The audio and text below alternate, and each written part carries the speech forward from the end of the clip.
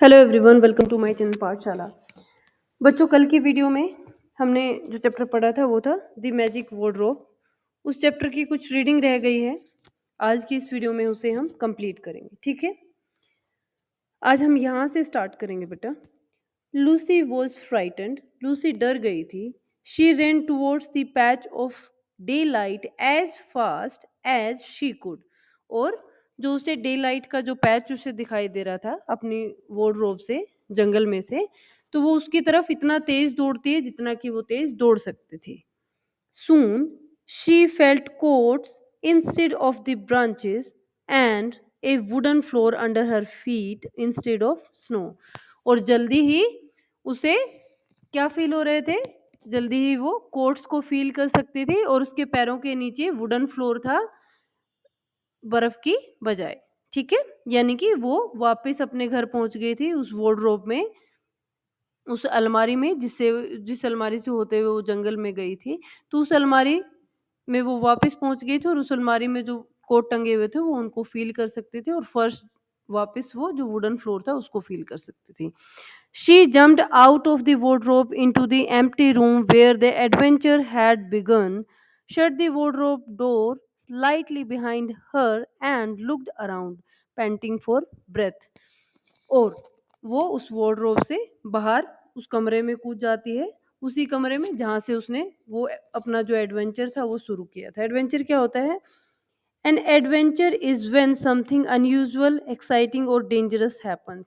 यानी कि कुछ ऐसा करना जो कि अनयूजुअल हो, जो कि साधारणतः ऐसा किया नहीं जाता हो, और या कुछ एक्साइटिंग करना, उसे कहते हैं एडवेंचरस। तो लूसी वापस उसी रूम में जंप कर गई अपने वार्डरोब से, जिस जिस रूम से उसने एडवेंचर स्टार्ट किया था। और उसने क्या किया वहां पहुंचकर?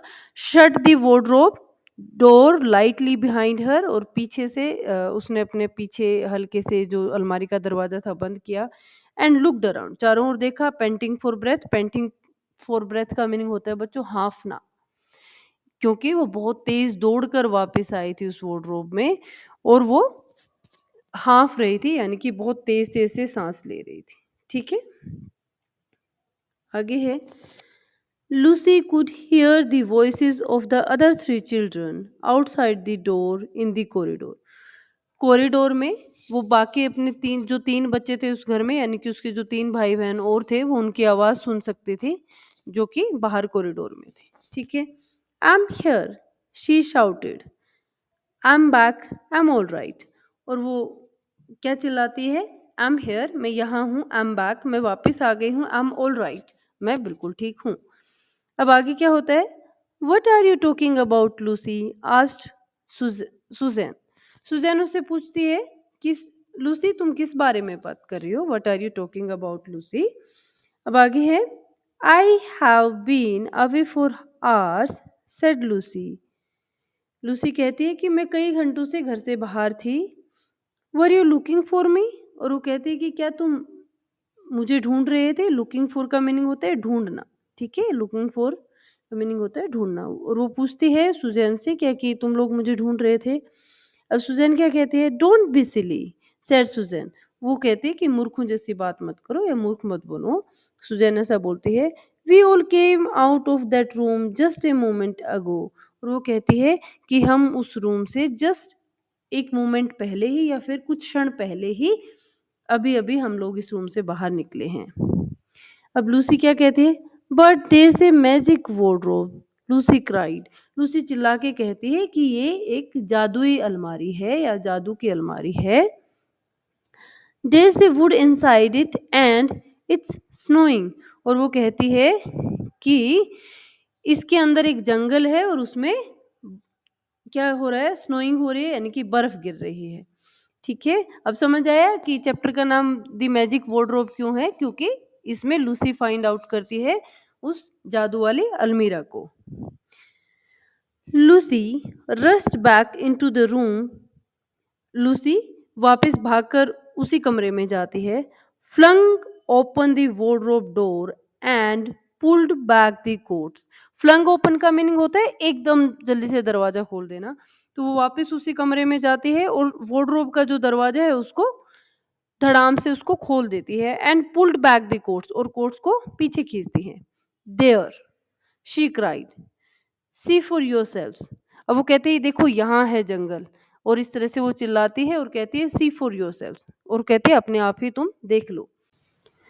आगे है everyone looked and this also, हर कोई देखता है और वो सब कुछ देखते हैं। एन ऑर्डिनरी वार्डरोब, और क्या दिखती है उनको, उनको एक बहुत ही ऑर्डिनरी यानी एक साधारण सी उनको अलमारी दिखती है, उन्हें लगता है कि ये तो सिर्फ एक अलमारी ही है। आगे क्या होता है, there were no trees and no snow, only the back of the wardrobe, और उन्हें क्या दिखता है कि वहां पर कोई पेड़ नहीं है, कोई स्नो नहीं है, और उन्हें जो बैक है अलमारी की, यानी कि अलमारी का जो पीछे वाला हिस्सा है, सिर्फ उन्हें वही दिखाई देता है। अब आगे क्या है, what is good joke said Peter, Peter कहता है कि क्या अच्छा मजाक है।